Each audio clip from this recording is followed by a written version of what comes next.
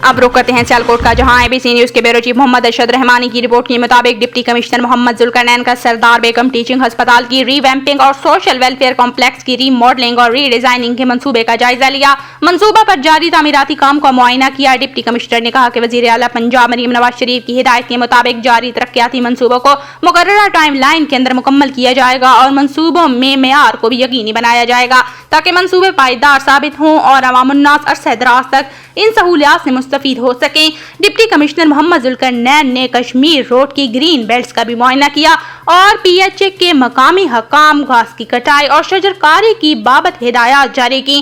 Deputy commissioner ने सीरत study centre Sialkot cat का भी दौरा किया और नबी आखिरुज़्ज़मान हजरत मोहम्मद सल्लल्लाहु अलैहि वसल्लम की सीरत तैयबा पर कुतब का मुआयना किया।